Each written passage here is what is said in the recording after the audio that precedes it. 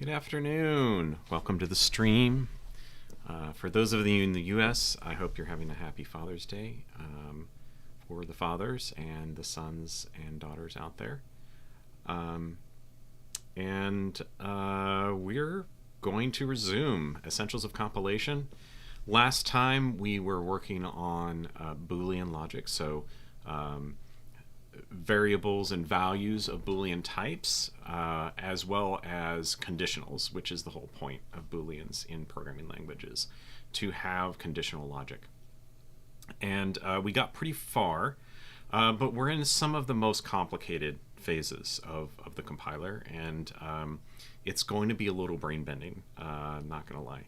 So what we're going to do is we are going to continue with where we left off, and I'm going to go ahead and switch so you can see what I'm looking at. Last time we did some stuff with explicate control. So to refresh your memory, explicate control is a phase that turns our so far kind of functional language into an imperative language. So its job is to unnest expressions and turn them into sequences of assignments and other operations. And that includes, in this case, adding gotos and ifs and so forth. Now, you will notice that we made the decision last time that even though we can be stricter on the if, it's easier for the compilation if these are not explicitly limited to the types of expressions that we want to limit it to. So we're just going to have to be careful that when we construct an if statement in the C-like language, that the contents of each of these things is, the expression is of a particular type, which is comp, and then the if true and if false are both gotos. That's the main thing that we need to make sure of when we are constructing this stuff. So let's have a look at our code. So last time, and reminder, we're in chapter 4.8 of the book, Essentials of Compilation. Beware, it is available for free online in this PDF form. I also have a hard copy, which I love, but you can. It's easier for me to show the book as we're going along with building the code here, and that way it'll make more sense rather than me looking down at the book and then trying to read it to you and then expecting you to know what it was actually saying or where I am. So this is a little bit easier. Okay, so this is an outline of the explicate pred function of our compiler, and what this is doing is when we have a predicate expression,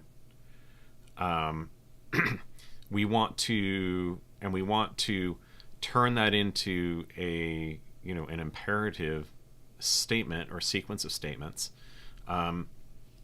Then we have to thread through the other bits of things. So like in this case, the if true and if false are continuations. Where do you jump to? Where you go to next when this particular expression is true? So if we go up, we can see that explicate pred is only invoked on if, and you will recall, hopefully, it's only invoked on if. So either in the tail position or in the assignment position. You recall that we removed and or from the language in an earlier phase. So and or are turned into short-circuiting if-like expressions. And then, so in all of these cases, the tails, the different branches of this expression are turned into sequences of statements. So and we have a block which is taking the continuation. So when we're talking about continuations, this is like what comes after this thing, which is why I've put these kind of I'm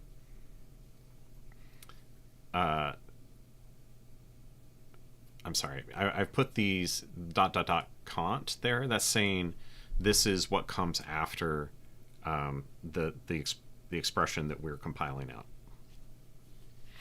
So it's not so much the continuation passing style that you see in some compilers, but more like, here's the block of code that comes next. I say block loosely, I don't mean it in the sense of the blocks that we're constructing, which are named labels in the output. So, okay, so we were in explicate pred, and we handled atomic Boolean values, which is really simple in that we just do some dead code elimination. If this is a constant, if it's true or false, then we only have to emit the true branch for true and the false branch for false. Then on ifs, we are inside a condition in this case. So we need to create blocks for its continuation, so that if true and if false, then we need to give it the we need to evaluate this, because the true and the false branches here have to evaluate to Booleans because we're inside the condition of an else or an if statement, right? So tinner and finner should evaluate to Boolean expressions, so we call them with explicate pred as if this were a condition to evaluate, which it should be. And then we pass the then and else blocks. So this kind of creates this branching structure such that both of these expressions jump to either the then or the else block from the passed in expression. And then the inner condition gets evaluated with these two things as its continuations. Okay, so we did the hard parts a little bit. This is not easy, right? Okay, so and then on comparison operators, this is inside the conditional. So if and you have some comparison between A and B, then we create blocks for the continuations, and then we convert this into a simple C if statement, which has always a comparison in the expression, in the condition, and then it jumps to the then block or else block. So these are going to be go-tos. So either this if true is already a go-to, or we're going to create a block for it. And you can see we're threading this collection of blocks through our set of expressions here. We're going to create a block for it, and then we will, excuse me,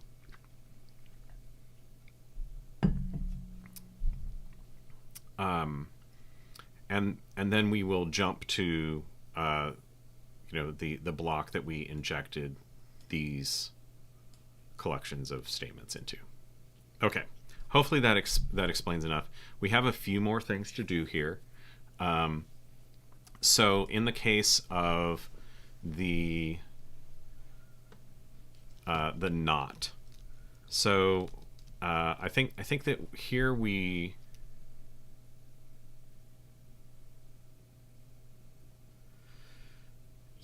I think for atomic, so note that this is a comparison.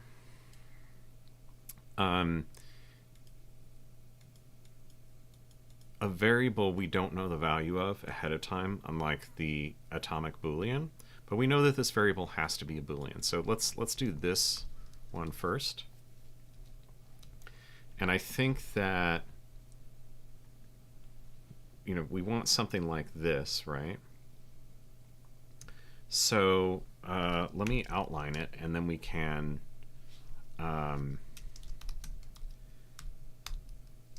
we want an if expression We're going to change that in a minute. And I think what we want is we want a comparison of EQ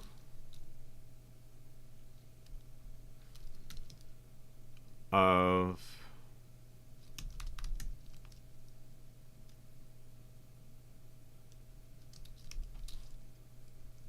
V with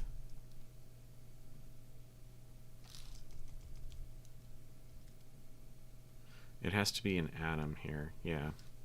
Bool of true. I know that seems kind of dumb, but I think that when we get to the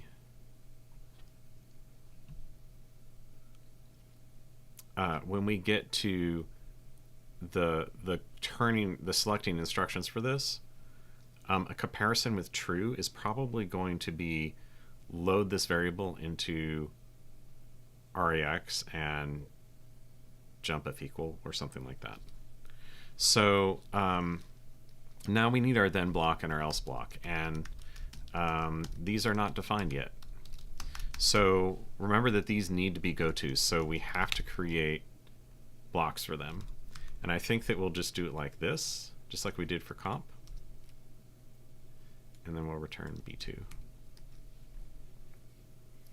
Okay, so if our condition is a variable, an atomic variable, then we want an if expression, because we're trying to compile an if. This is what we're doing, right? We want an if statement. Excuse me. If is a tail.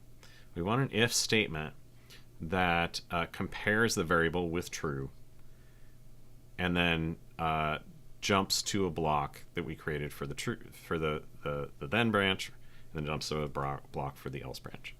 Okay. So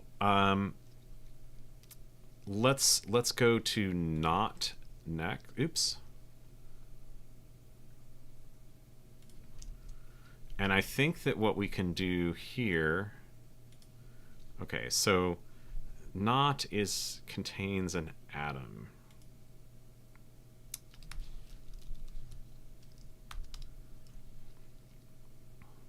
We also want to return an if here, right?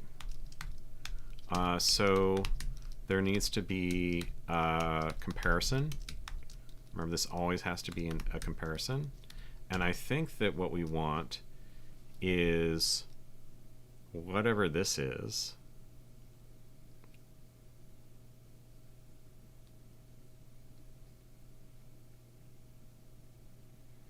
If it's atomic, that means it has to be a variable or a constant. So actually, let's pattern match that out a little bit. Let's say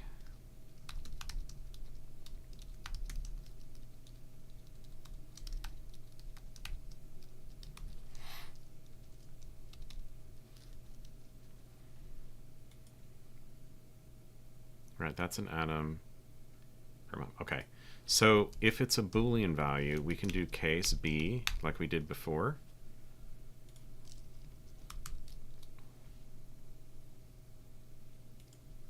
And if it's true, then we can just do, excuse me,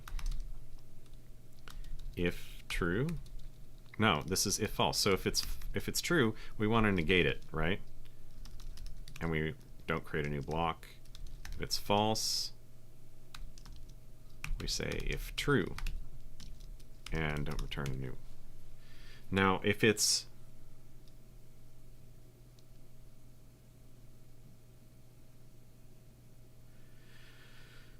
that not is on, let's copy this. If it's a variable, I think what we will do, this has to be an atomic, right? I think what we'll do is we will switch the if false and if true blocks and just call explicate pred again. So we're going to make, we're going to take advantage of this clause that we just created. So I'm going to, that's the condition, right? And we're going to do if false, if true blocks. Okay. Now, I actually like this better than this. So what we can do here is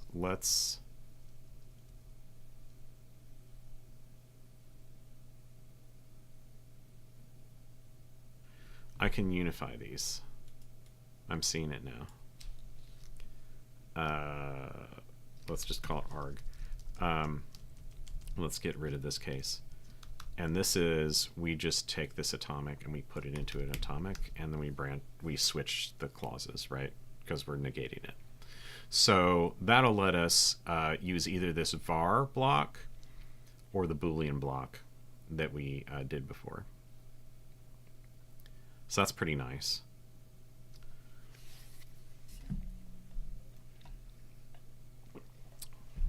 I mentioned this phase is a little bit brain bending. But if we think about and actually I want to move this, I don't like this down here. We're going to move this way up and have the two atomic clauses next to each other.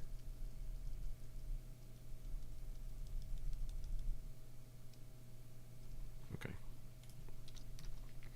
So variables and Booleans. And then our last one is a let. So we need to do some thinking here. So there's a variable that we're creating a binding for. There's a binding expression. So remember, this needs to return a tail. So what we want to return is something where we use this expression. This has to be Boolean typed, right? In order for it to be correct in the condition. So this expression is a predicate. And I think what we do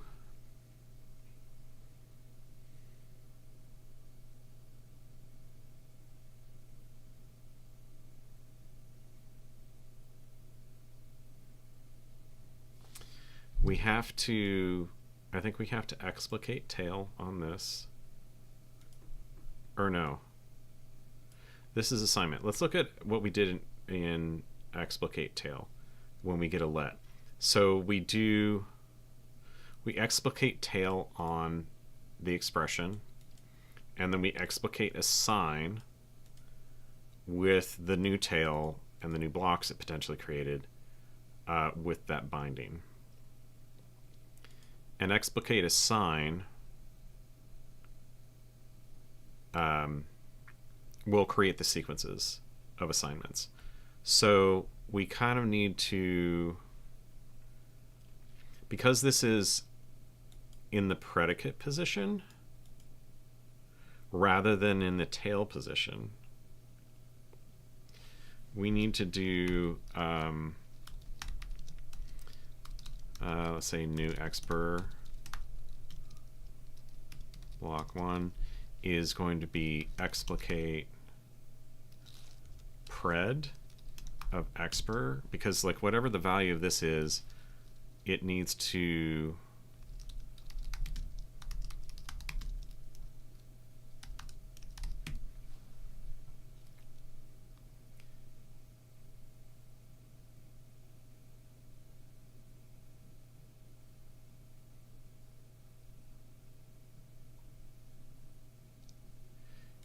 this needs to be a predicate. So whatever the value of this expression is, that should branch to the if true and if false blocks, right? Okay. So I don't know that we need to create a block here yet. I think those will be created for these branches in this recursive call. So we've transformed the expression, and then we do explicate assign.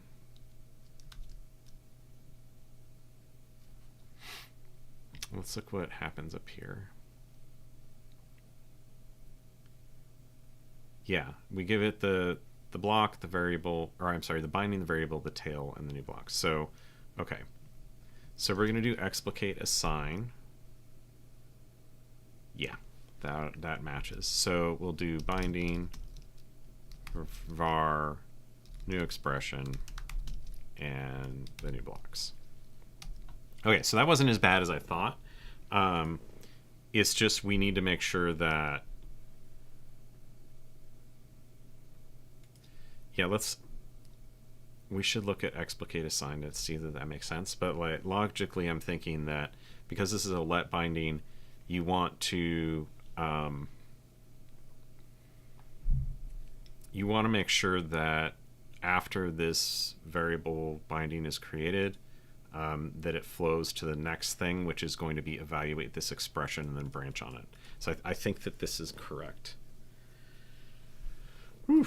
And that should cover all of the cases. Note that we have eliminated some possible cases here because they're not valid in this position. So if we get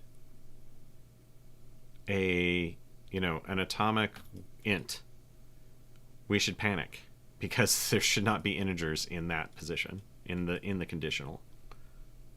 Okay. So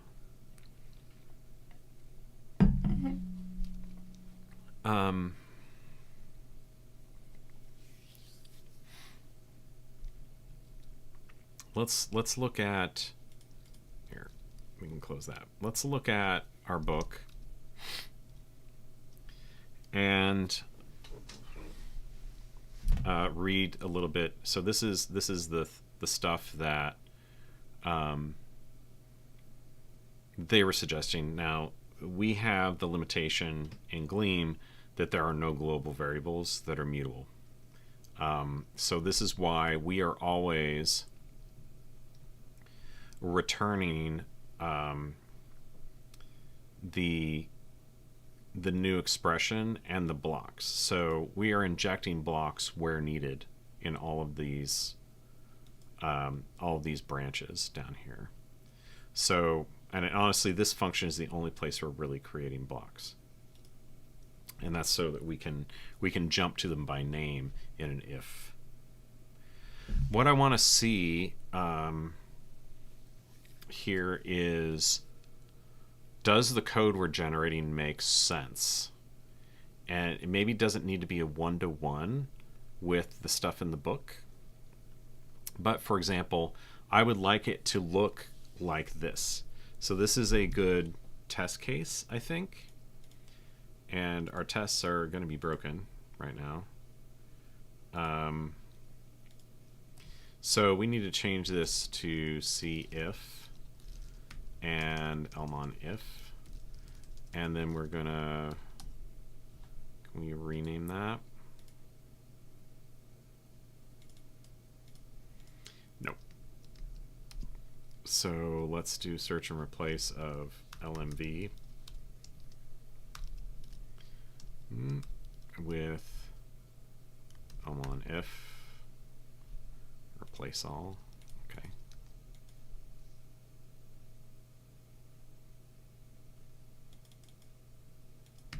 Okay. So, hey, it's no longer having a compilation error there. Okay, so those tests still pass, the ones from before. But we need control if test. Okay, so what I want to do is construct this program, and it doesn't need to be exactly this program, but it should look kind of like that, right? So let's make that happen.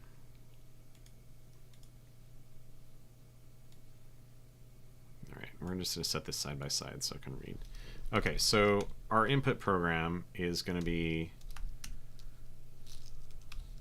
this program, and it's going to be let x.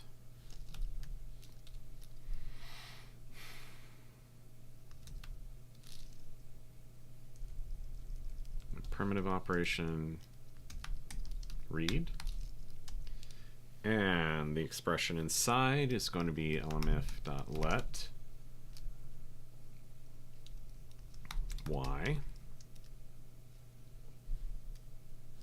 And it's going to be read again. Okay. And the expression in here is if. And there's another if in the conditional position. And this is the condition on this if is a primitive operation, comparison,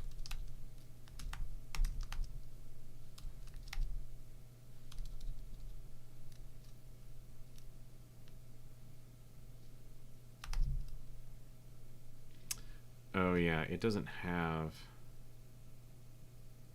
we need elif. Let's do UC Lang's elif. We're gonna do type comp. No, we're gonna do less than, equal to. That should be sufficient. Okay. So this is less than, and we need an atomic, right?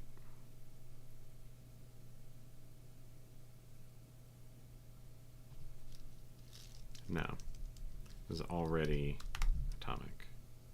It needs to be a var. Yep, var x and an int of 1.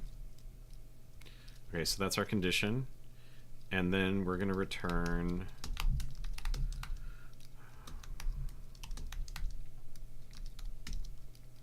eq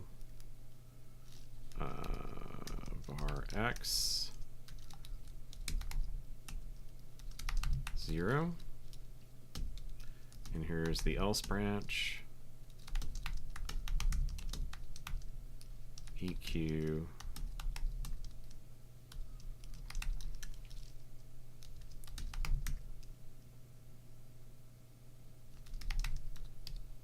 okay.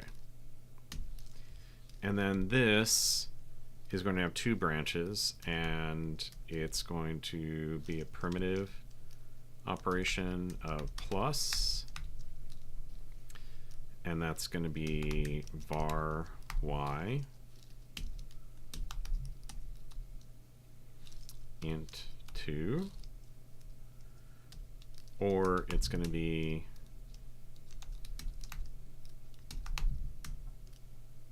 plus y int 10. Okay, so that should be a syntactically correct program. And now what we want to see is something that looks like this. And I don't know what order the labels are going to come out. You know, they're definitely not going to be 4, 5, 2, 3. It's probably going to be like 1, 2, 3, 4. Right? Okay, so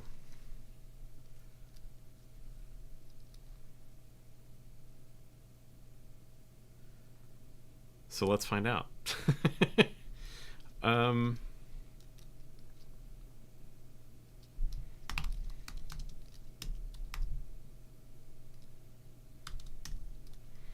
Okay, so there's going to be a C program.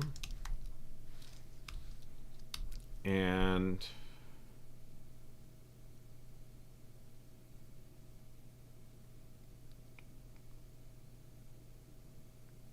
I forgot what the info is, so we're just going to say dict new there. Let's look at the other test. Does it? Yeah, okay. So So maybe what we can do is construct this thing, and then, you know, it's not going to have any info fields. So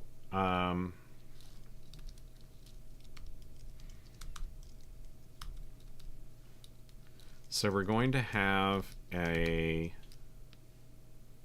start, which is going to be, it's going to have a tail, because all these are tail expressions. But what kind of tail? It's going to have a sequence, and that's going to be assign x to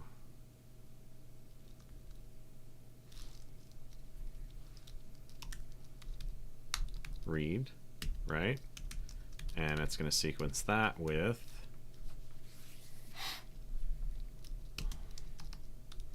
assign y.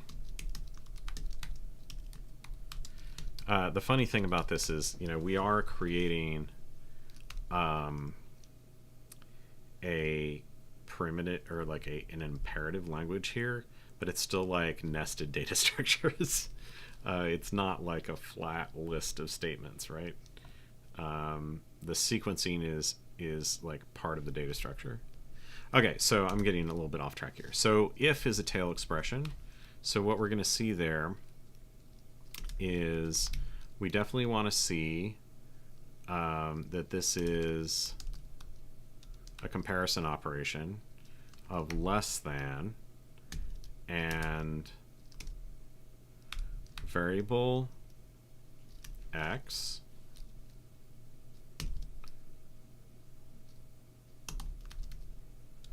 and int 1.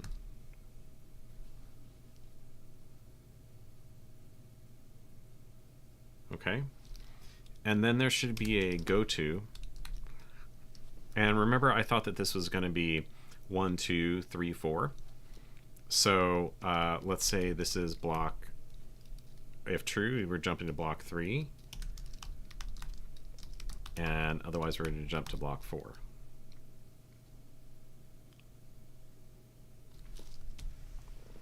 Okay, so that's the start. And then we're probably going to have, let's go ahead and do block 3. And that's going to be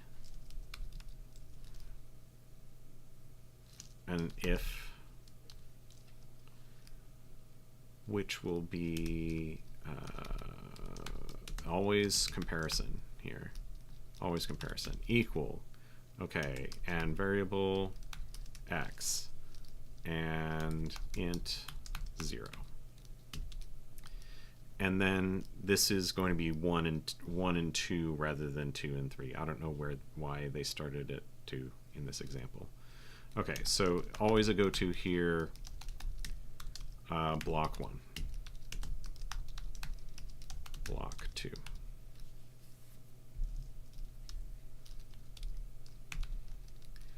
Okay. I'm sorry, block 4 is the next one.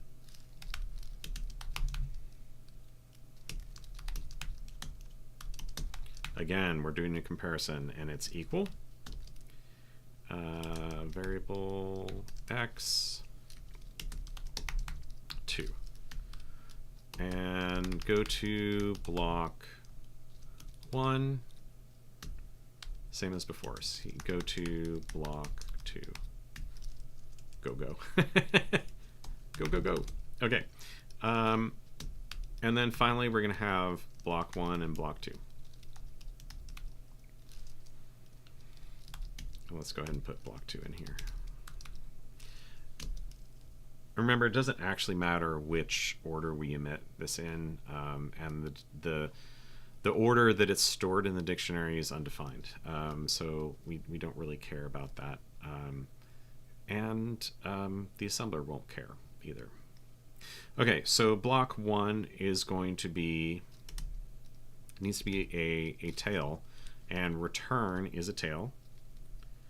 So this is going to be, it needs an expression, and this is going to be primitive add variable y int 2. Okay, and then block 2 is similar. It's actually almost exactly the same, except it's going to be return add 10.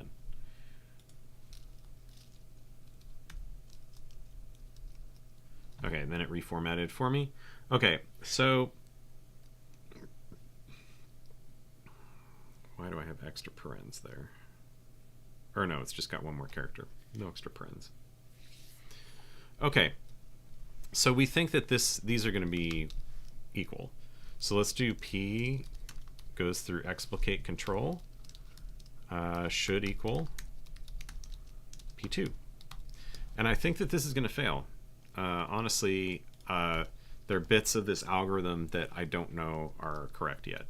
So it passed? Are you kidding me? Yay, it passed. Oh. Okay, so this is good.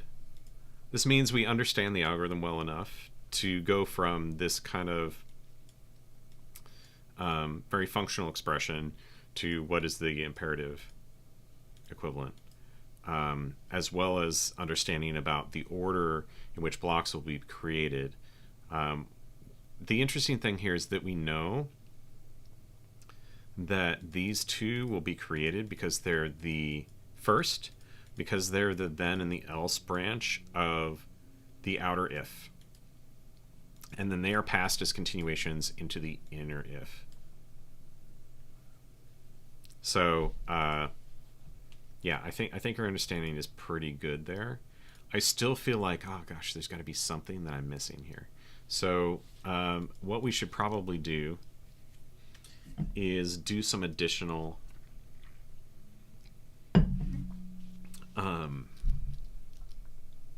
we should do some additional tests. And let's do the one that was kind of, let's do one that eliminates dead code. So let's do explicate control eliminate constants, constant conditions test. Okay. So this one, we want a program that's basically like, let's do a simple one. If, let's be if true,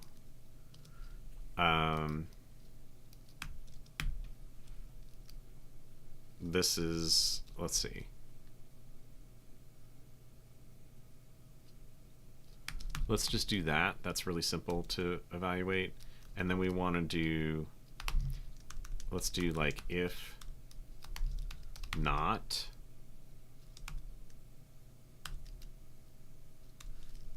We're gonna do something. Let's put a let in there as well. Let's do let x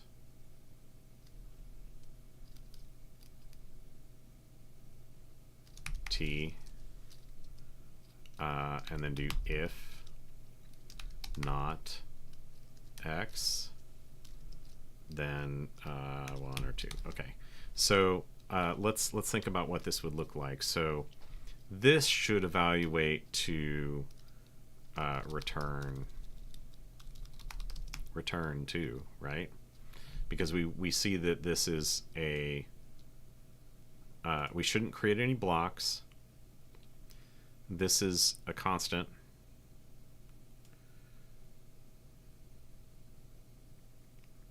And this is not actually going to be in this test. Let's make that a separate one. Because even if we know that this is a constant assignment, at this point we don't know that x is constant. But in this case, here we do.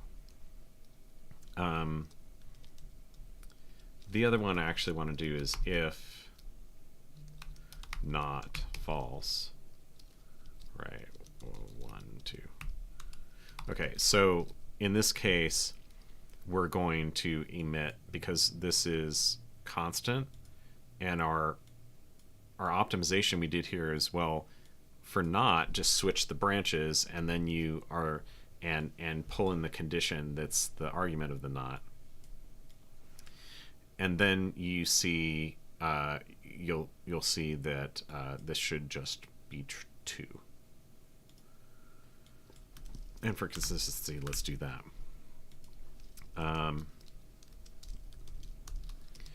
Okay, so this should be return 2. Okay, so let's build this program. Okay. And this is going to be if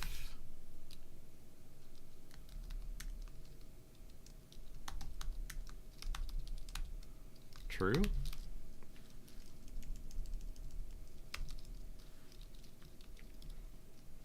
then int 1, int 2.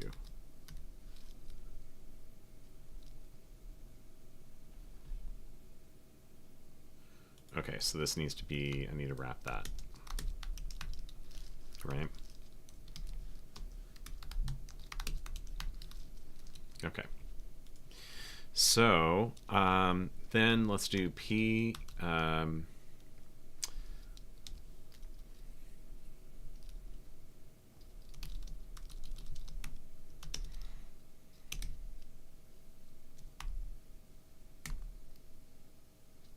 Or it's just C. C program, and we'll do the empty dictionary, and then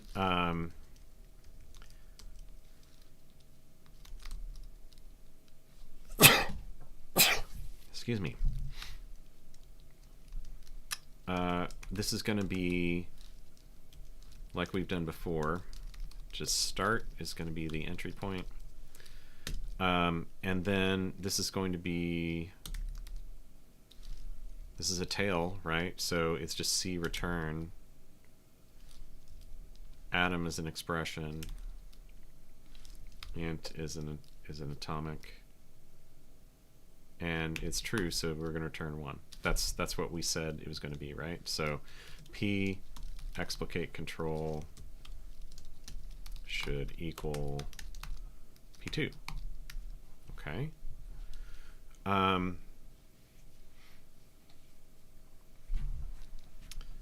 And then I think I'm going to copy this, and we will change the if here. This is going to be false. And this is going to be not. And this if dot primitive. Okay. Then what we're going to return is 2. Okay, let's and then we'll finally do this one. I think that what we want to see on this one is the inverting of 1 and 2, because it's a not. And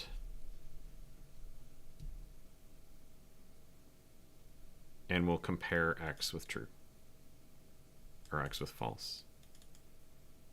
No, we'll compare x with true, and then 1 and 2, the branches will be switched. Okay, so let's run those tests. Okay, so we've got a panic.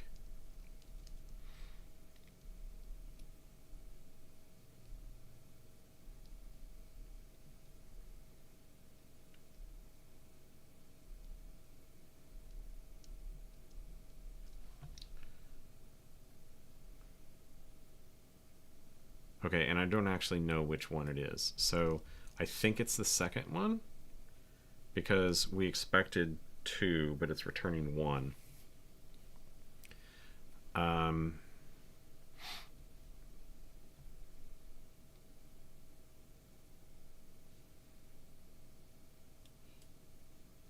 This is good to test this, because we likely have an error there.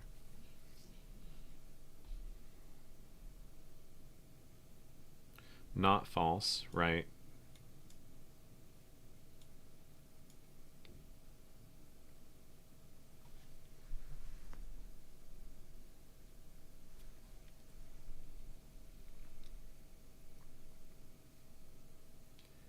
It's interesting to me that this would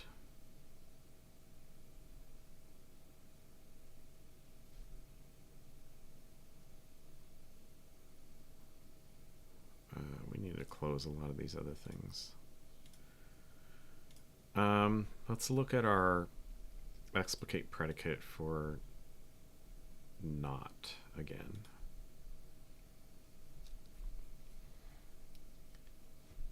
So we're taking the atomic out of here, and we're calling it again with if false and if true.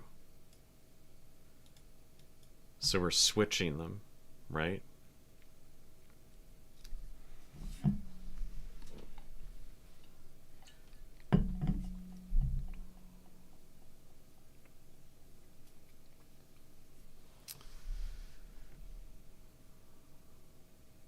So this will call with like atomic bool false, which will go to this branch.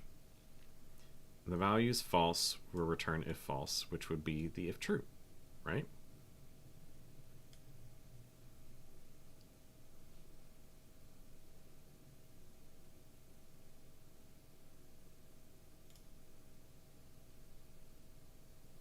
So we switched them. It should be 2. It should be 2.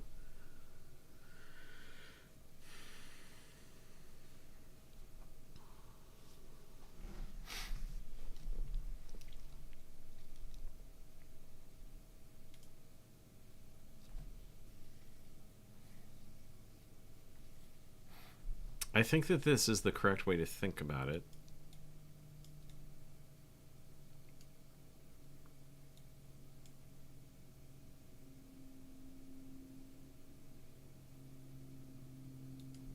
Now, if this is a variable, obviously we go to this branch.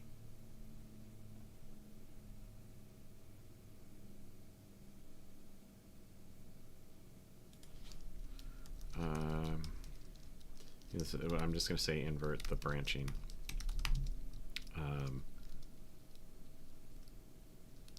On logical negation.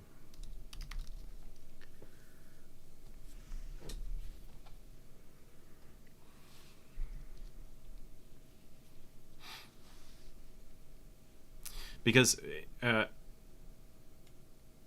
this is essentially identical to if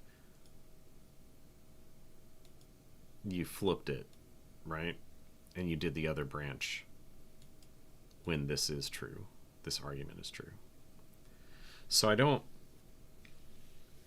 see what's wrong with this.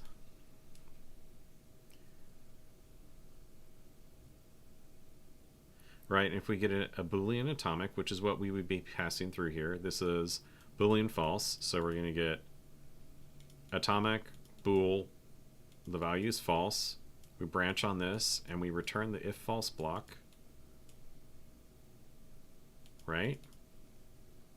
Which would be if true.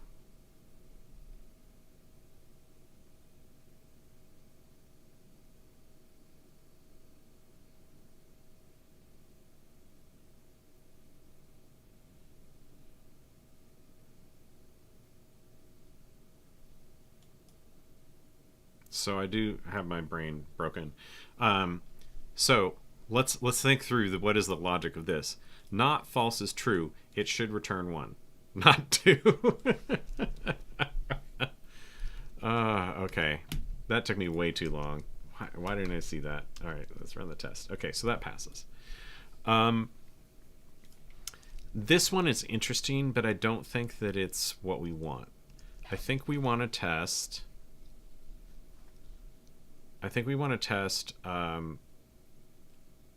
let expressions in the conditional, right? Because that was one thing that I had sort of an uneasiness about, this branch, right? And we've already covered the nested ifs, and we've covered comparisons in this example. So I think that if we cover lets inside the if, then we'll have kind of covered everything. Okay, explicate control let inside condition test. Okay. So let's make a program that is like if and we'll do let x read, and then we'll compare x to 10 less than, just because we already imported that comparison operator. Then we'll return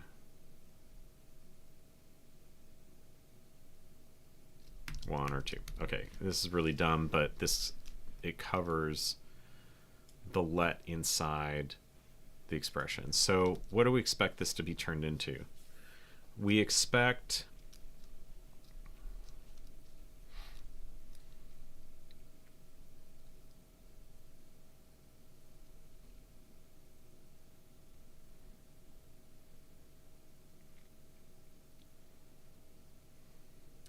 I think what we expect this to be turned into is a sequence, or let's just say we're going to have block 1 is going to be return 1, right? We're going to have block 2 is going to be return 2. And then our start is going to be x equals read, and then it's going to be if less than x10 go to block 1, else go to block 2, right? I think that this is what it's going to compile out to. And these are return 1 and return 2. So we have pulled the assignment out and put the continuation of that assignment into the expression of if. And, you know, this is a valid Boolean expression, so it's valid in the conditional position. So I think that this is what it'll be. Let's write that out. Let P is, let's make LMIF program, and that is going to be an if expression that contains a let expression, and that's going to be binding x to the primitive operation of read. Okay, and then it's going to return a primitive operation of comparison of less than variable x with 10. Yeah, so there's the let. And then let's hide the shell for a second. And the if is going to be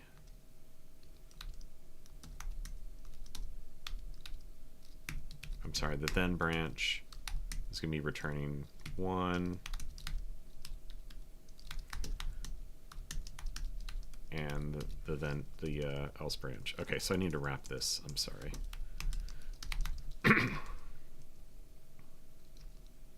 Okay, so I'm missing some parens here. Yeah, there we go. Okay, so that's a valid, syntactically valid LMIF program. And let's figure out P2. So C program, we don't have anything in the info. Also, it's kind of a pain that we have that in there. We may be using it later, I forget. Okay, and then we're going to have our blocks. So start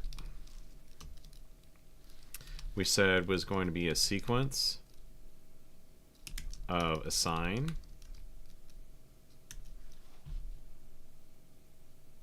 x with read. It's a primitive expression, read. Yep. Okay.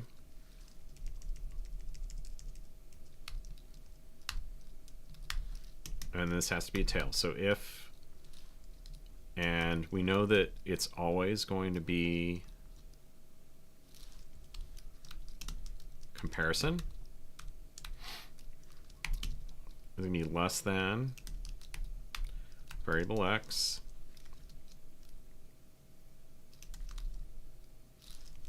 int 10.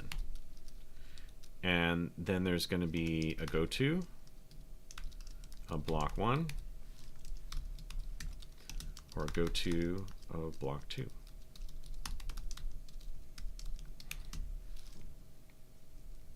Okay, and that's the start block.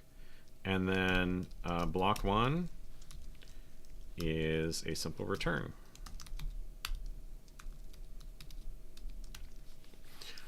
I may look into this in my free time. Free time.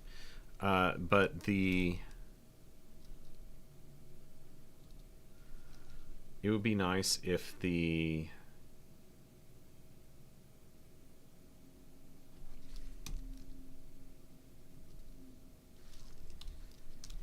language server would filter its suggestions based on the type of the expression you're trying to fill in.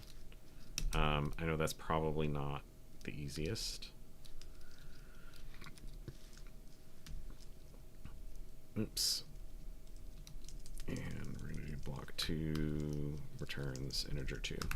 I know that's not probably the easiest thing to do, but it would be nice. It'd be so nice because it's giving me all these suggestions for things that can't fill that spot that I'm in, right? Okay. Explicate control and should equal p2. And let's see if our test works. Okay. So I think that we kind of understand. This is like, this is good. This is what I would expect. Remember, it's always everything in a C if program is either an assignment, a branch, or a return, basically. So I think we're good here. I like where we've got to. It's a good time to make a commit, I think. And we're going to say this is chapter 4.8, finishing explicate control. Okay, so let's go back and read. We talked about, we handled this, right? We made the create block function, which, unlike this one, it doesn't, do a global set on a global variable. Instead, it creates a new entry in a dictionary. All right. Okay, Boolean constants. Right, so this is sort of partial evaluation. Another way to call it is dead code elimination. If true 42, we can return that to just return 42. Okay.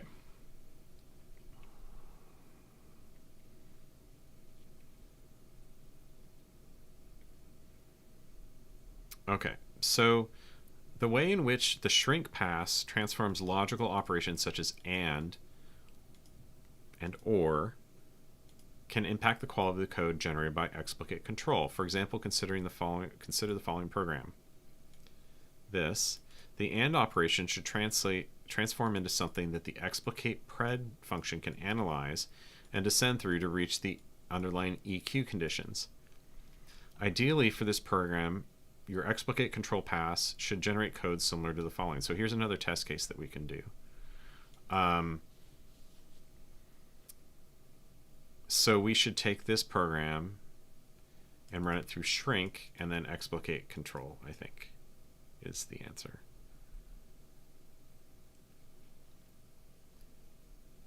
Okay, so this...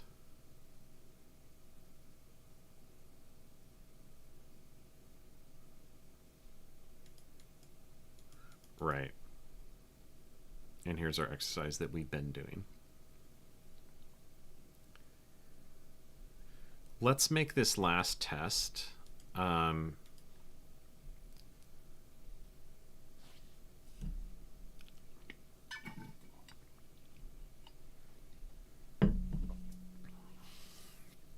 And we'll see what comes of it.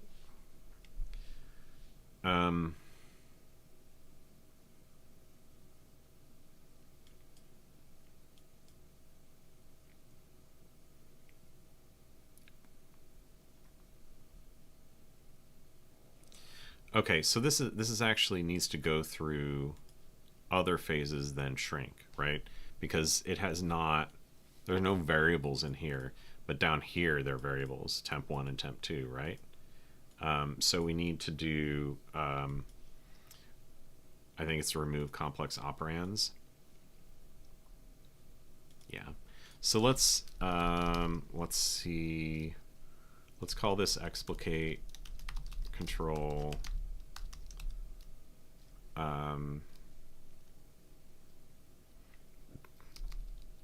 shrink conditions test. So yeah, I think we need to do, we're gonna need to import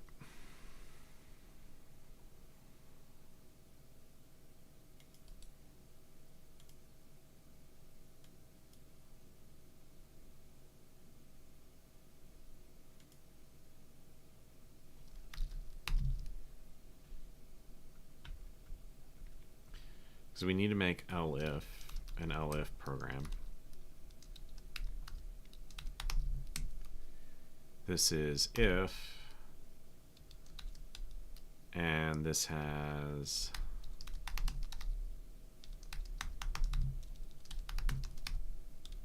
right.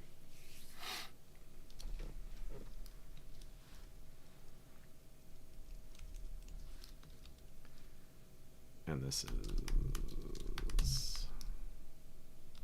int is an expression, and so is this. Okay, so we need to do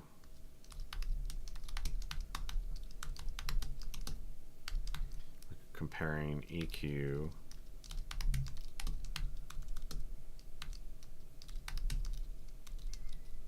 read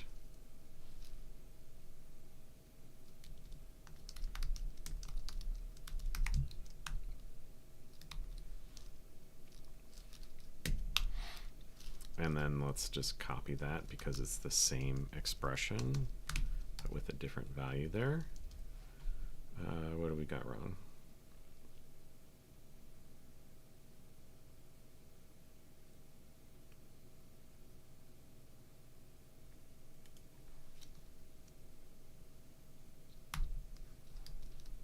Okay.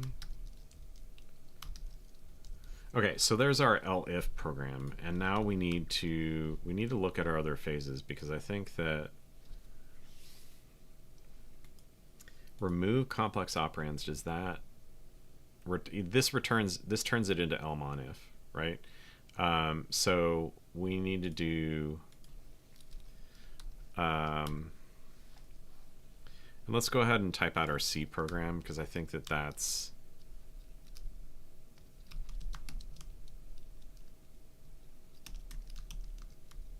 going to be important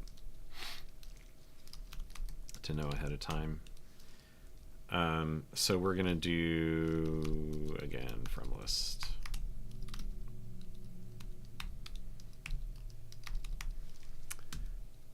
So start is going to have, whoa, all right, I need to hide the sidebar there. I can't see these two things beside one another. when they're that big. Okay, so this is gonna be a sequence. And assign temp1. I think it's temp.1 is what we did in remove complex operands. Yeah. So we're going to assign temp1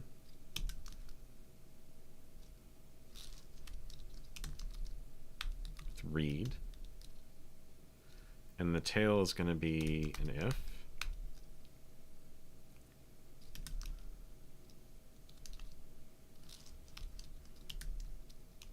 Compare equal variable temp.1 int 0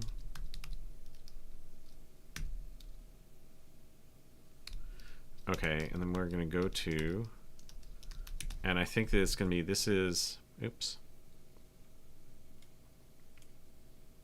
yikes, I'm so sorry, messed that up. Okay, so this is, these are going to be block 1, 2, and 3, I think. I think that's how it will work. So this is saying going to go to block 40. Okay, so this is going to say go to block 3 here. And this one is going to be block 2. Okay, so that's the start. And then we need block 3. And this will actually be really similar. And then we'll have block 1 and block 2, which are the original branches. Okay, so block 3 will look like this.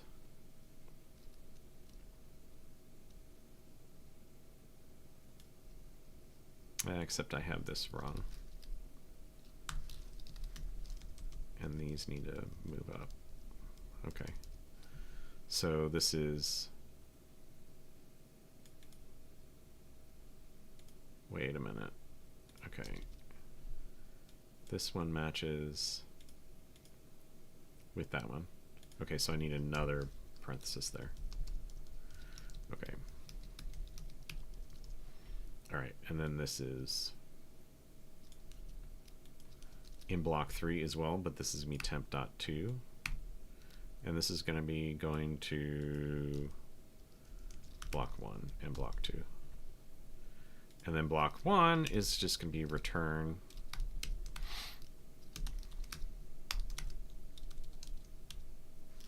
except that needs to be atomic. See atom. Yep.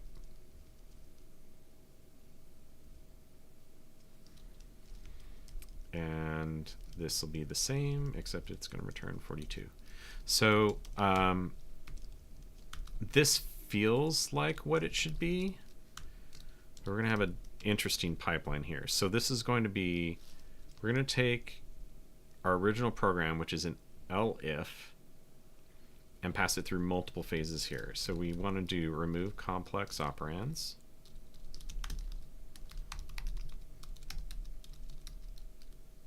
Okay. And then we're going to pass it through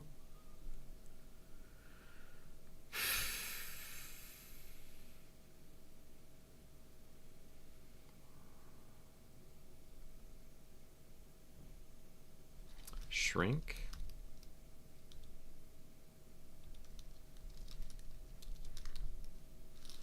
And then we're going to pass it through explicate control. So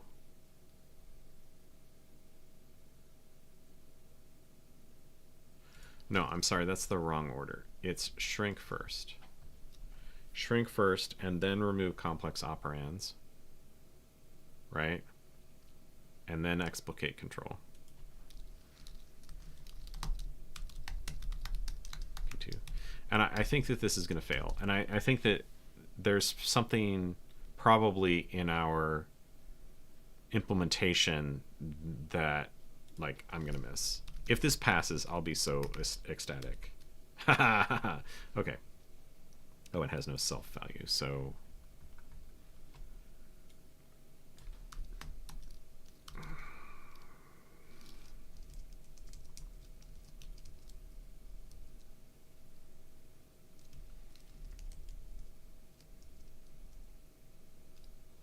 Did I just import this twice? Is that the syntax? First imported here. Do I need to import it explicitly, or is it just there? Okay. Okay, it failed. So let's look at this. So we do get block 1 returns atom int 0. Block 2 returns atom 42. Block 3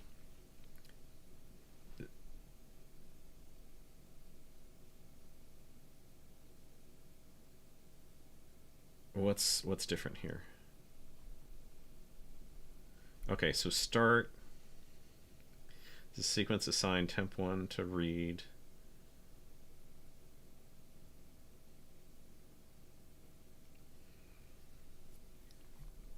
What's the difference between these two? They actually look correct. Okay, so block 1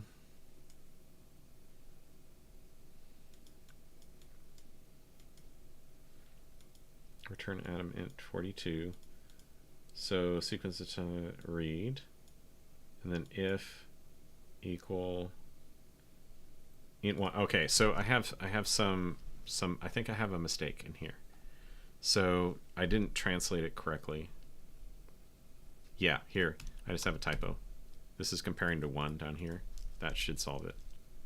Oh my goodness, I can't believe that's correct. Woo! Okay. Now we're cooking with gas. All right. So I'm going to add that. I don't think I pushed yet. Let's just amend.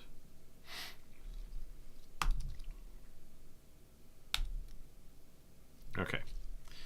So we got this covered. It worked. Yay.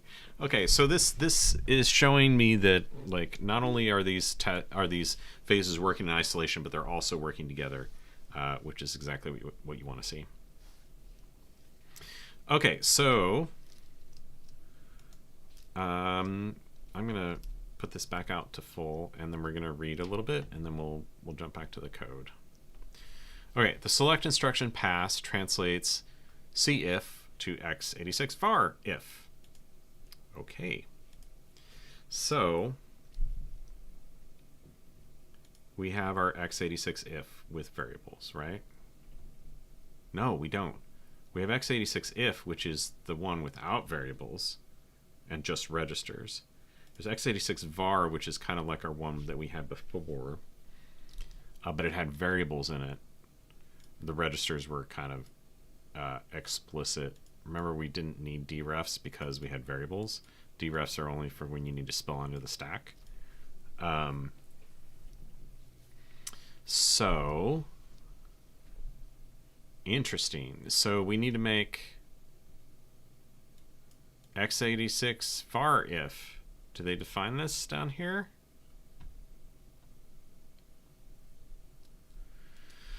Okay. So recall that we implement this pass using 3 auxiliary functions, one for each of the non-terminals atomic, statement, and tail in cif. So select instructions, right, so select atomic, select statement, and select tail.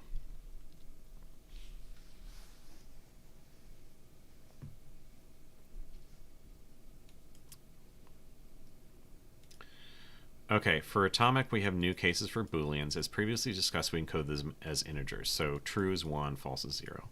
For translating statements, we discussed some of these cases. The not operation, which is interesting, we got rid of that. We did not encode. I mean, cif doesn't have not. Oh, it does. I guess I could have. It's interesting what I decided to do there. I wonder if I should not have done that. Haha. Wonder if I should have put not in here.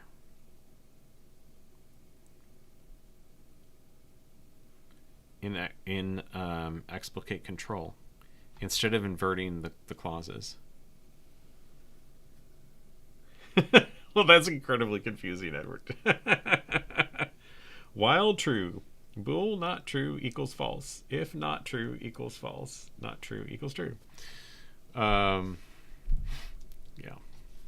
We don't have loops yet in our language. We'll get there. Okay. Because they were saying use X or Q for not.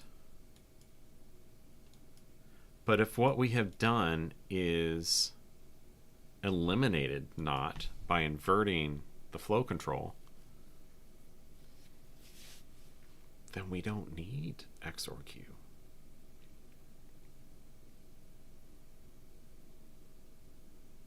I mean, is it bad? Is it bad to do that elimination? Or that rewriting? I don't know.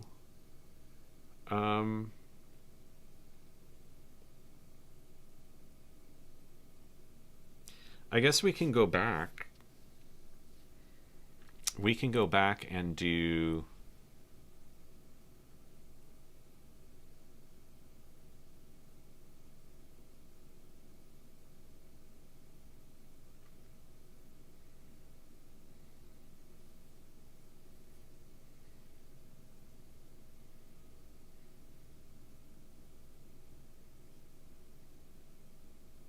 We could go back and do not as an assignment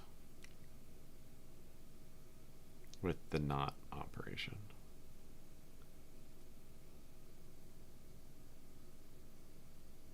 So if we have not in a conditional, it would be like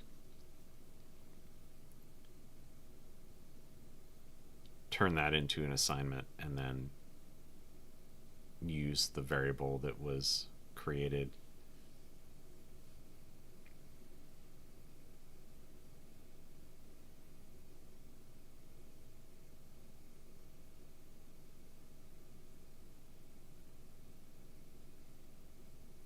I think I won't worry about that right now. I would like to do select instructions and then finish up the day, if we can do select instructions, because we're going to have to create x86 var if. I wonder how many more of these things are going to like add on to the end of this to make a new language.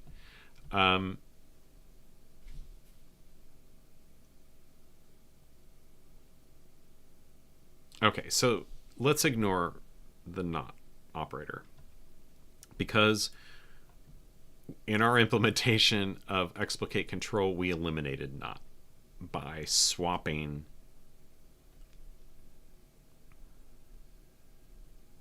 except here's the thing, and I should probably make an example.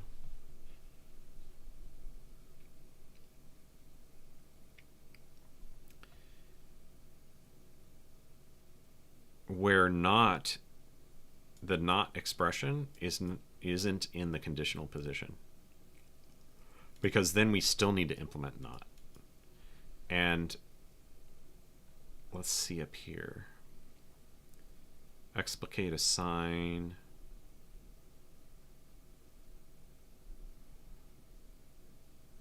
Yeah, so you can still assign the negation of something to the logical negation of something to a variable. So there's nothing preventing that. We just didn't test. We just eliminated it in the conditional position. Okay, so we still need to implement not. It can still be omitted from the previous phases. Okay, so we still need the X or Q.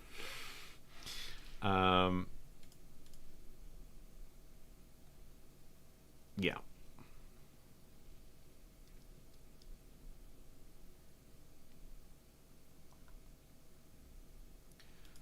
Okay. So I think that, we made this x86 if, but I think that it's a reduced version of the x86 if with variables. So I think that if we duplicate this,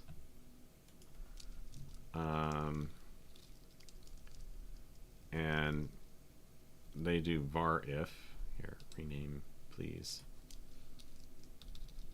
var if, then we will get variables over here as arguments, and we will not have dereferencing yet, because that will happen in some other phase, right? That's going to be in the allocate registers phase. Okay, so let's update select instructions. So we're going to replace x86, we're going to replace cvar. Yeah. Rename symbol still doesn't work. Okay, so we're going to do cvar. We're going to replace that with cif. Okay, and then x86 var we're going to replace with x86 var if. Okay, and then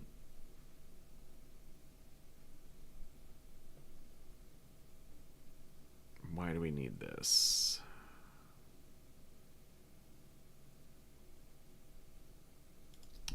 That's fine. Excuse me.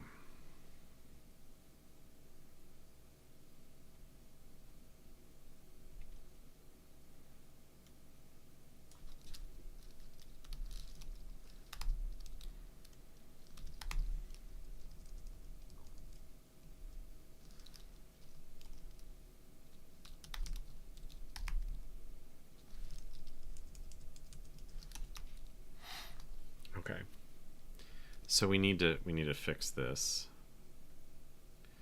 Lots of things in here now that we've changed the languages. Okay, so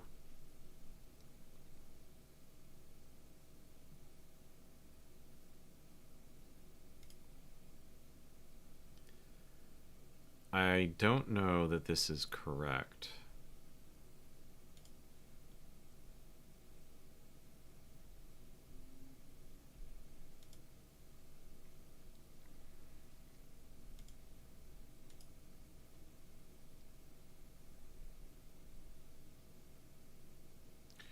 Oh, right. These have different types of blocks, right? Because we want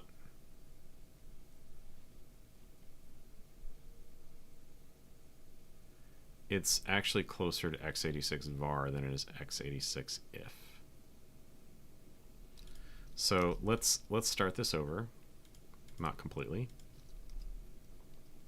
We're going to replace it with that. And then we need to add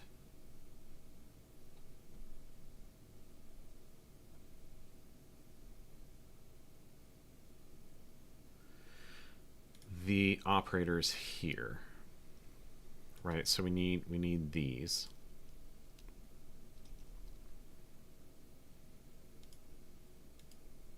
Right head jump. Okay, so I don't need to duplicate that. We need to import these types. Type byte reg. We probably want to import register. Yeah, we need byte reg. Anything else? Okay, so now this is, let's see, what's CC? That's our comparison type. And honestly, maybe this goes in x86 base, right? Because we have byte register, we have location. Let me put CC in there. And then x86 if, no, don't trash it, just get rid of this block. Can import that. That's the comparison, right? The jump if comparison. Comparison check, I guess. Okay, and this needs type CC as well. Okay. So now we have the var. And we'll be using this block thing in our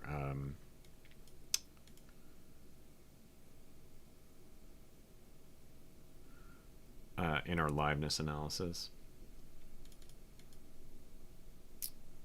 and our register allocation. Okay, so now, this is,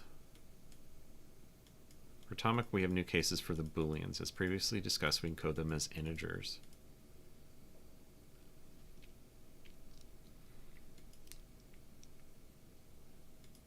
Okay, so let's look back at select instructions. Things are going to be broken. This does not have all possible values. So for an atomic,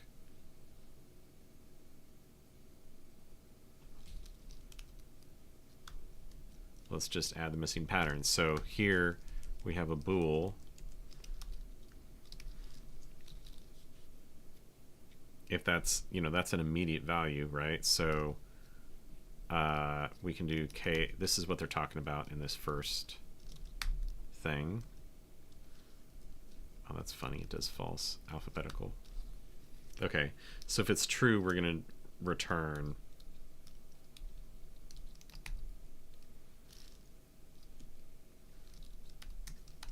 an immediate of 1 or an immediate of 0. Okay, so that covers this. Let's look down at statements. So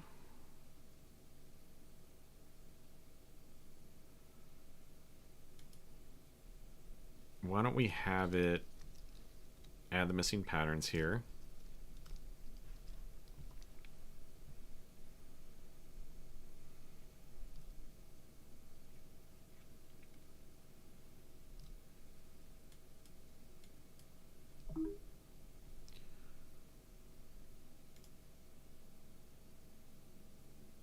Okay, so here, this is what they're talking about with the not. So if we're assigning, this is select statement. So statement is only has a sign right now. Okay, so if we're assigning something the logical negation of that atomic, we're going to do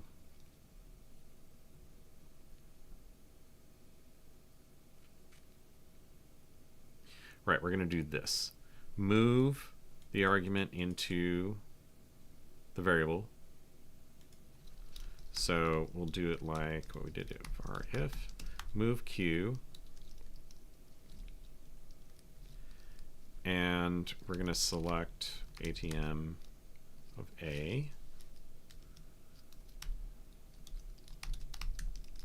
We're going to move it into variable var. Okay, and then we will do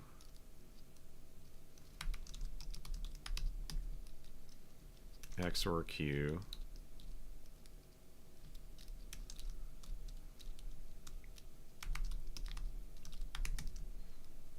immediate of 1 and the variable.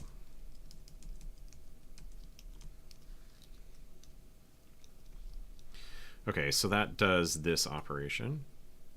So 1 and then the variable. Okay, so equality comparisons. Translating this operation to x86 is slightly involved due to the unusual nature of the compq instruction that we discussed in section 4.4. Oops. Go back to where I was, please. Table of contents.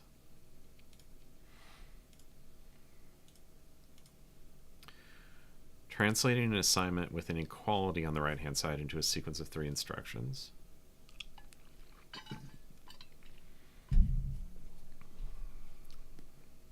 Let arg1 be the translation of atomic 1 to x86, and likewise for arg2.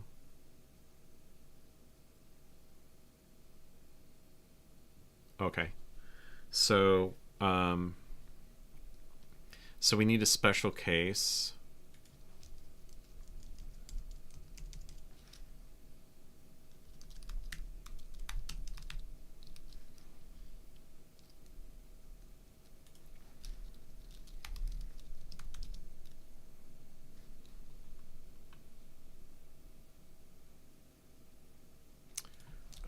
And I'm going to import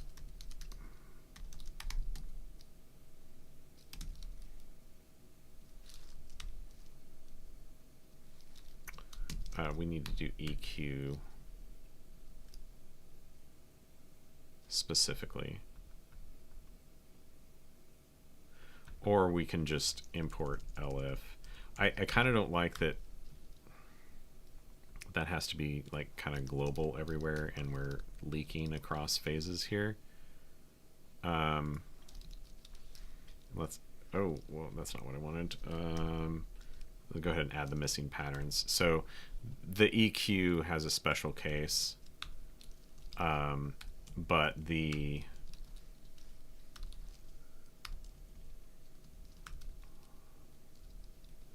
okay, so they're saying do comp q of arg2 to arg1.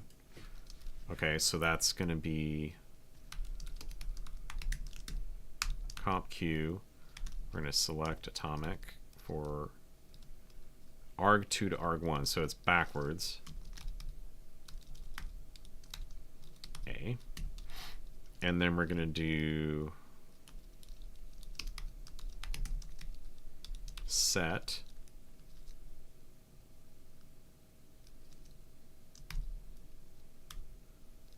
this is going to be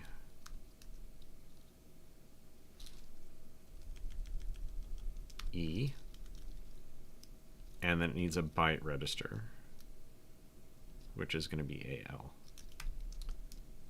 Yeah. And then it's going to move ZBQ.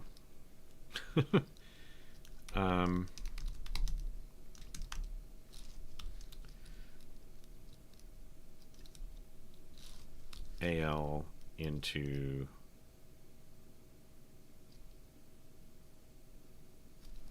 so var is a string here. Yeah, so we need var.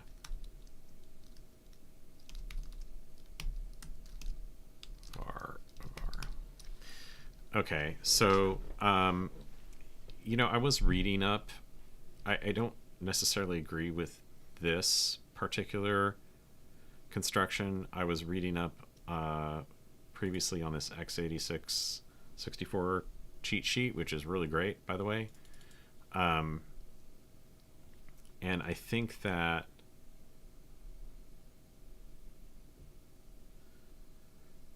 so you can compare them without using the byte registers, I thought the answer was. So like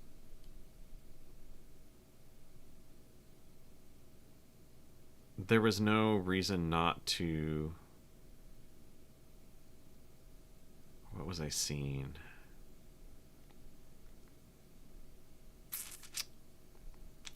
I've lost it. Some other time.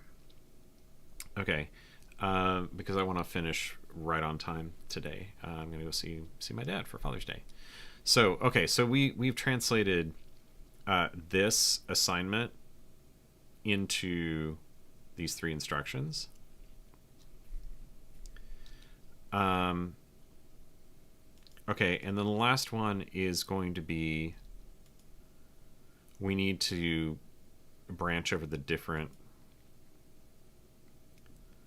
possibilities for, and I actually want to put this, oh shoot, put this right here, remove the if, and then I wonder if we can go add the missing patterns. Yeah, there we go. Okay, so I know this is going to be a bit repetitive, but or rather the other option is that put that back. we have a way to translate this op into the set or the CC. So let's do function convert op to CC, and this is going to take and it's going to return x86 base dot cc. Okay.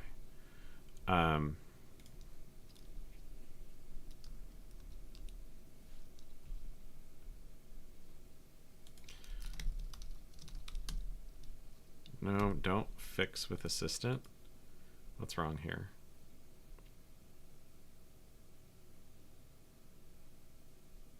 Why can you not expand misting patterns?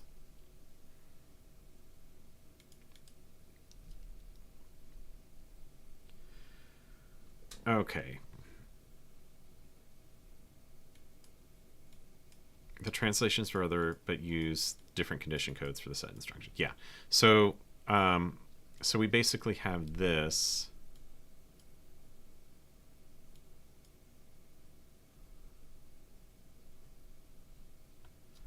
What I don't know is why we needed to special case EQ in this situation.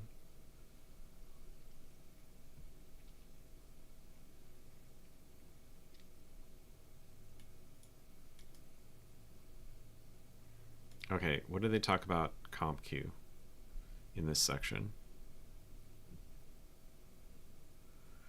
The comp Q instruction compares its two arguments to determine whether argument is less than, equal to, or greater than the other argument.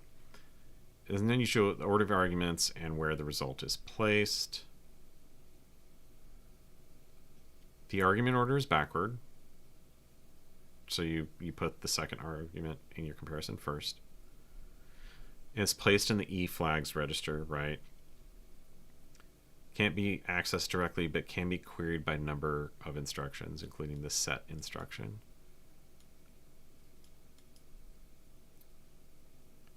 Okay. Right, so why did we need a special case EQ when we can just convert that condition, at least in the assignment position?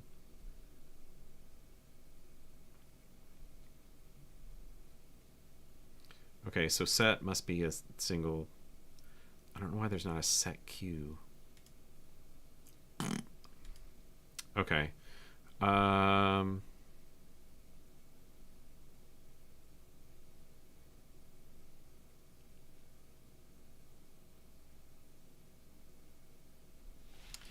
I think the answer here is not to special case this, but to do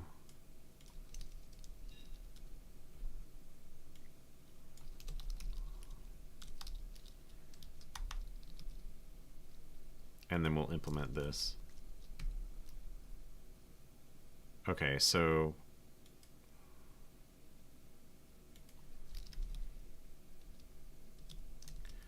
this is going to be right, and this is going to be a really dumb. Why is it not expanding? Okay, so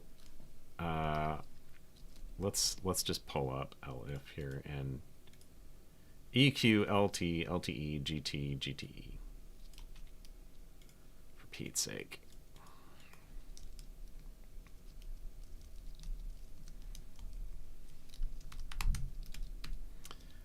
What good is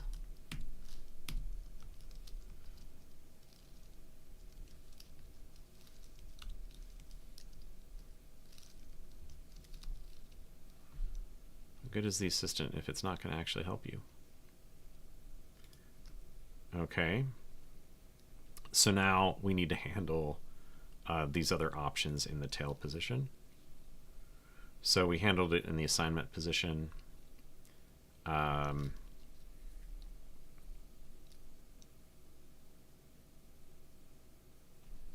right. Now will you?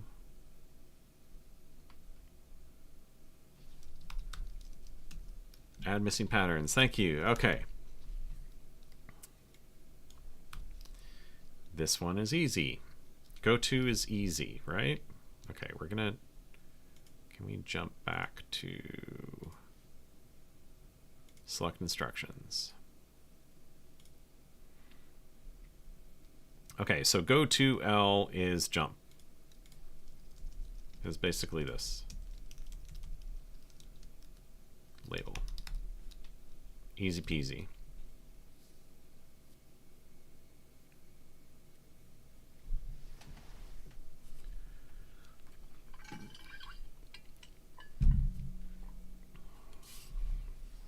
Okay, an if statement becomes a compare instruction followed by a conditional jump. So here's where we can go. We need to pattern match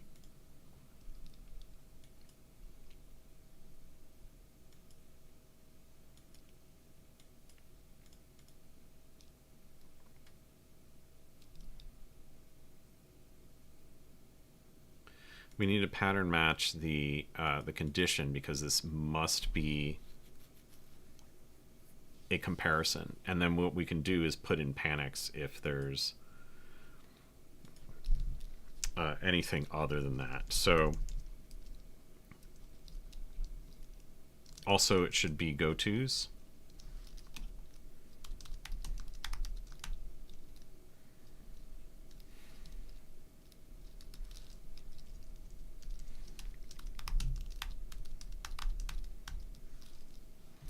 And this should be prim comp op a b. Okay. So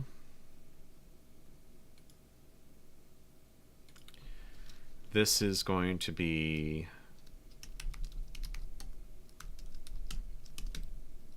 comp q select atom of B and select atom of A.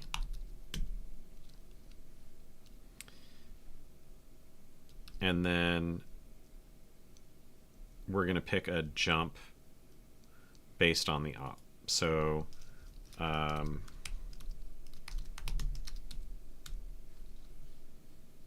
jump if should be in there. Jump if, and that takes a CC. Jump if, and then we're going to convert op to CC of op.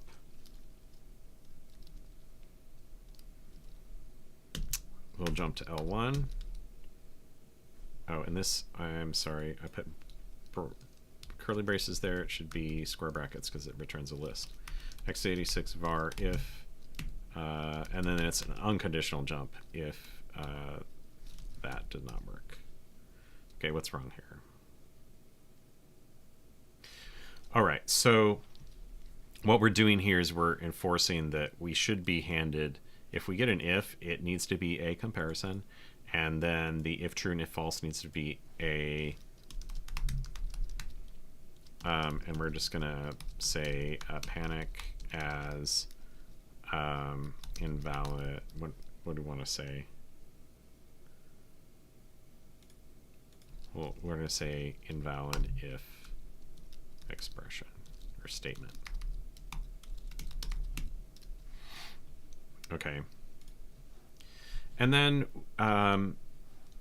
these are just additional things you can do with return. So I'm going to move them up so that they're coupled with return. We got 15 minutes left, and not too much to do in this one. So let's see if we can finish these two things. So this should be like do the comparison, set E, or set on the comparison operator, and then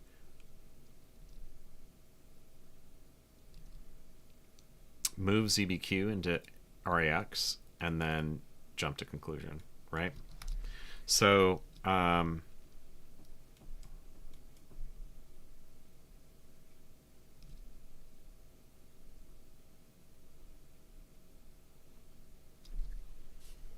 is that correct?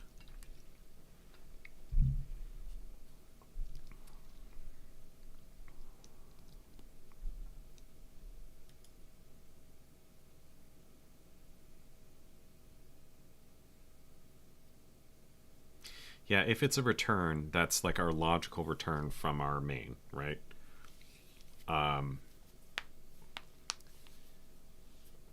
The problem here is that we should never get to this because our programs always return integers. So I feel like this should panic. Both of these should panic.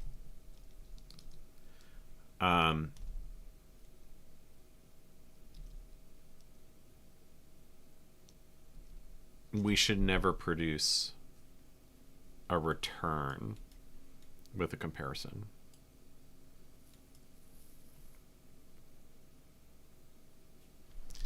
So I'm going to say panic as program returned Boolean, and we'll do that, or say program returns Boolean, and let's OR these conditions together, and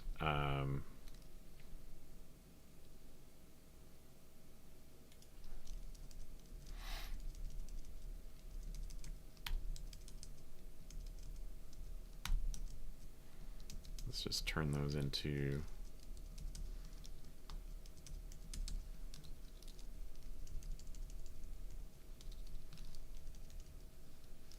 unused. Okay, so I think this covers selecting instructions. Remember that this will be selecting instructions with variables in it. So let's go look at the test. This, of course, is going to be broken now, and remember we commented some things out before. And we're going to say this is x86 var if, and this is going to be C if as C. And we should be able to uncomment this. Okay, what's wrong with uniqueify? I need to import it.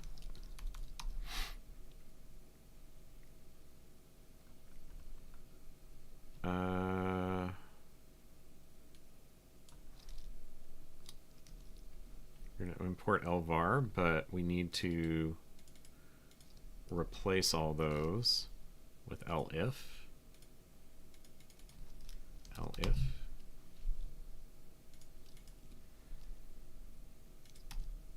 Okay, and these tests should pass again because we just added features. So now we need to test some of these other possibilities. So what's a good example here?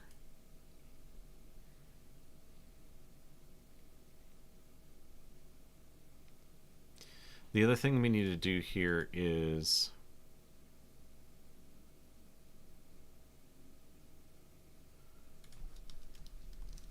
we need to shrink, right? Yep. So our passes need to include shrink. Okay, so this is a C to x86. That's fine.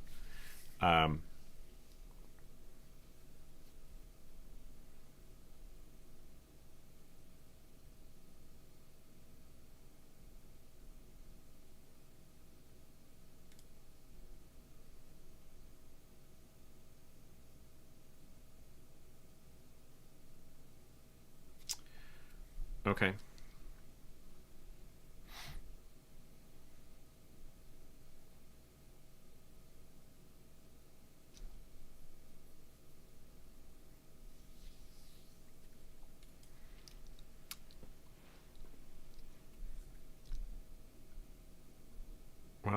let's write a quick test and then we'll wrap up. So we need to do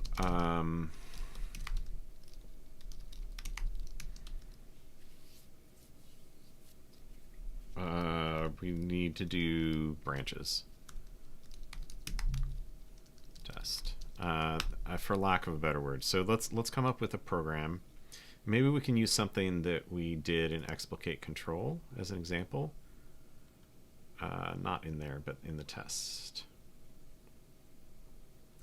Right, so this was the shrink conditions test.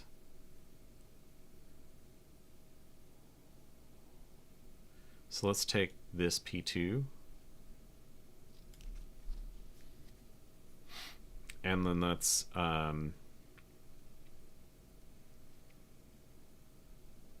figure out what it should look like. And then we'll do some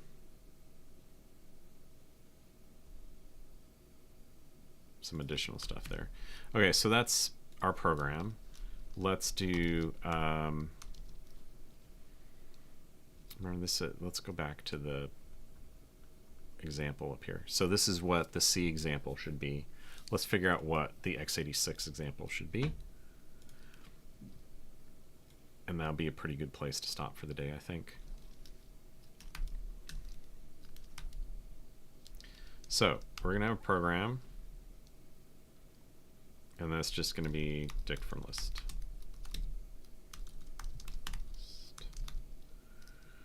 Okay, so this has a start symbol, and there's going to be a list of instructions there, right? Because this is, oh, it needs to be a block.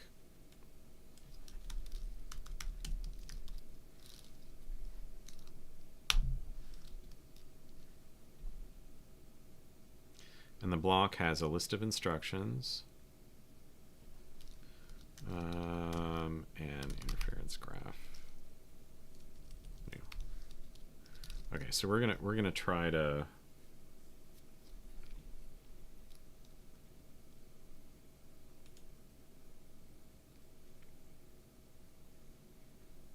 this is the part we care about.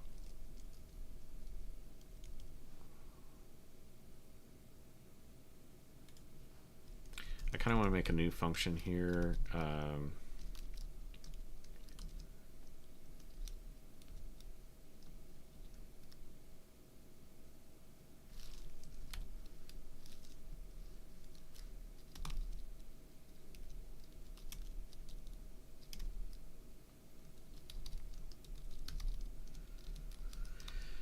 This is going to be list instructions and return a x86 block.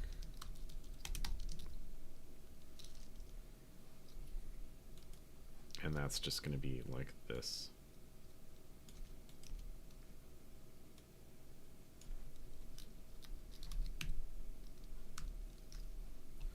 Okay, so then I can do, like, I don't care about the interference graph. I'm going to say block instructions. Here, let's just rename that to B. So block, the instructions in start are going to be x86 call.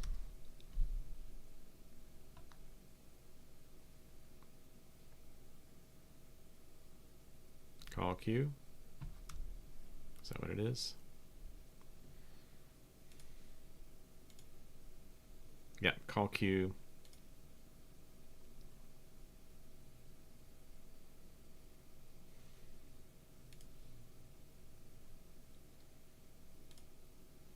I need to close out a lot of stuff here. Here, let's just close others. Save, and we'll reopen select instructions test. Okay, so we need call queue with read, already 0. And then it's going to move Q from, why am I not getting any help here?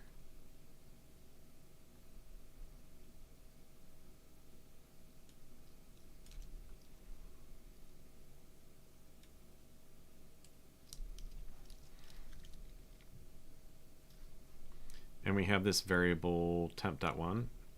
So this is going to be our temp.1. Okay, and then the if is going to be x86 comp q, and we're going to use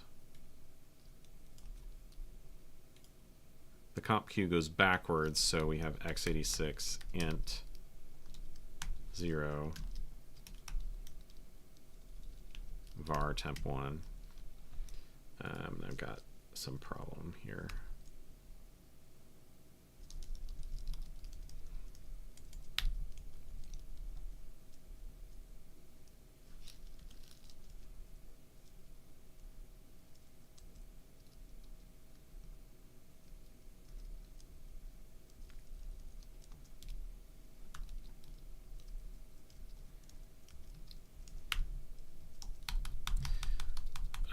Something is vexing me. Okay, so this needs to be a list,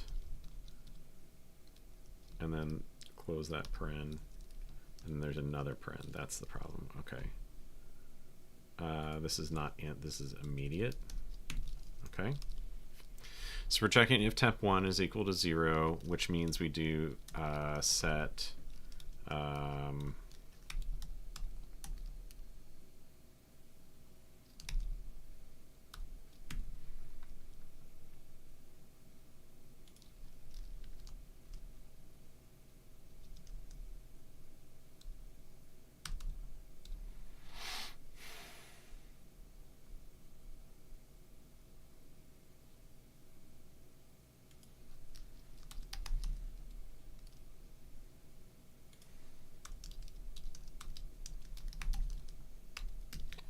set E and then x86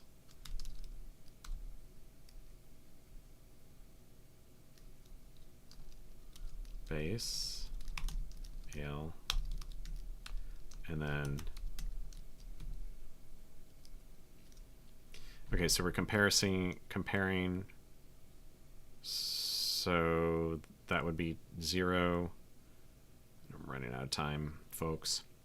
Okay, so then it's going to be, we don't actually have set E, right? Because this is a branch. So this should be jump if equal, and jump if takes a string. So that would be block, what did we do up here?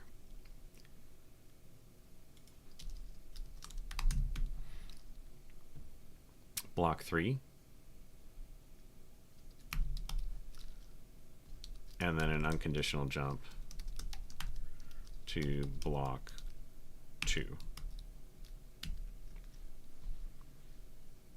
Okay, so that's our start. Oof. Okay, so let's copy that, because I don't want to do that all over again. And this is going to be block 3. And we do read, and then we move that into temp2. And we compare temp2 with 1, and then we jump to block 1, or we jump to block 2. And then we're going to translate block 1, and it's going to have move Q of immediate of 0 into RAX, and then it's going to have jump conclusion. Okay, and then block 2 is going to be very similar. Gosh, I thought this was going to take me forever, but we'll come in under the wire.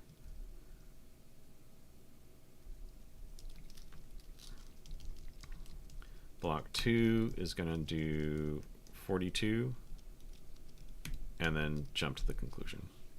Okay, so let's find out if we did anything right here. Select instructions should equal P2.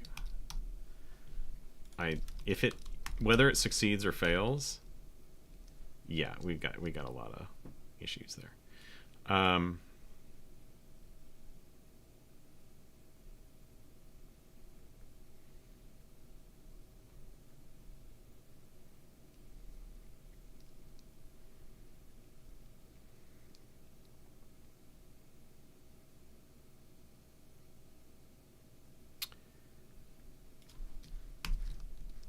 This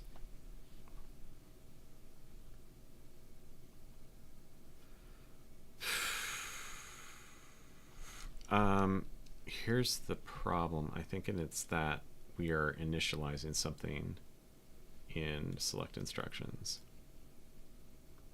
up here. Oh, it's making a new interference graph. Are we not doing that in our test with this little B function? We are.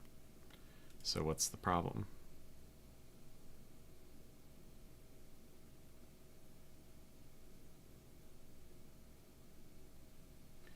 Why are they not equivalent?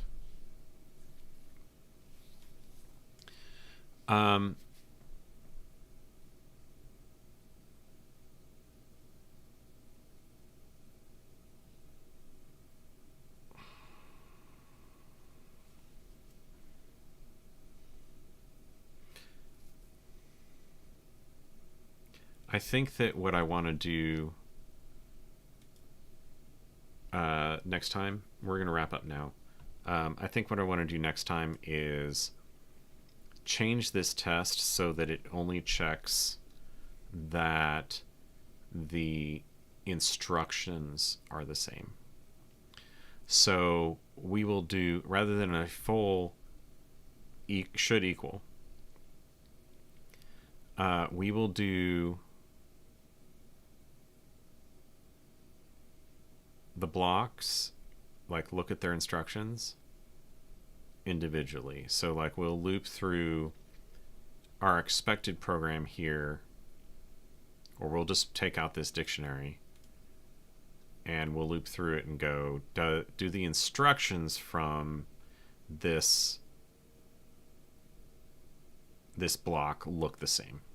Because we don't care about the interference graph yet.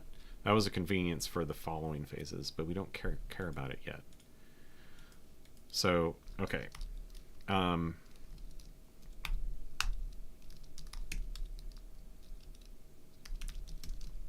So we're going to say this is chapter 4.9. Select instructions. And I'll go ahead and push that. And you all have a wonderful Sunday, and I will see you next week.